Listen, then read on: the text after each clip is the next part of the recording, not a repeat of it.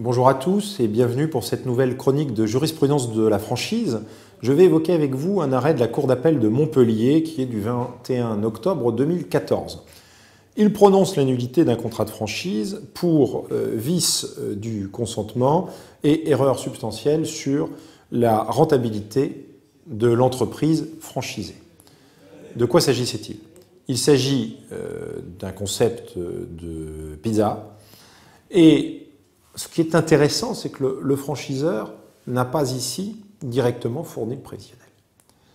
Le fournisseur a été établi par le conseil du franchisé. Le franchiseur n'est donc pas le déterminant direct de l'erreur. Sauf que la Cour relève que dans les faits, le prévisionnel a été réalisé à la demande du franchiseur par un cabinet de conseil. On ne peut pas le déduire à la lecture des moyens et des attendus, mais il est fort probable que ce cabinet de conseil ait été référencé par le franchiseur. Et surtout, l'une des hypothèses de chiffre d'affaires établies par le cabinet de conseil avait été expressément validée par le franchiseur qui l'avait considérée comme réalisable. On voit donc ici une illustration extrêmement intéressante. Le franchiseur, finalement prudent, avait demandé au franchisé de recourir à son propre conseil, mais était intervenu. Il était intervenu pour prescrire, il était intervenu surtout pour valider.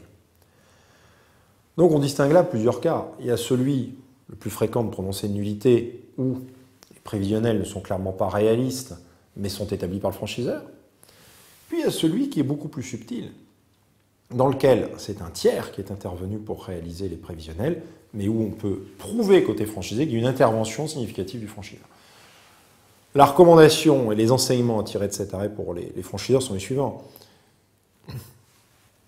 Dans cette méthode, qui consiste à référencer un réseau d'experts comptables, par exemple national, qui est une excellente méthode, il convient d'être extrêmement prudent dans la mise en œuvre. Il convient par exemple que l'expert comptable, évidemment, signe seul sa lettre de mission et qu'il n'y ait pas nécessairement de traces de preuve de la mise en relation. Il est également important que l'expert comptable explique dans son prévisionnel que les données qui ont servi à son élaboration ont été communiquées par le franchisé. Il est aussi important, si le franchiseur venait à avoir connaissance de ces prévisions, qu'il mentionne celles qui lui paraissent non réalisables.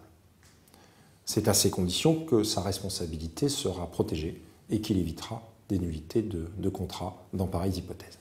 Je vous remercie de votre attention et vous dis à bientôt pour une nouvelle chronique de jurisprudence du droit de la franchise.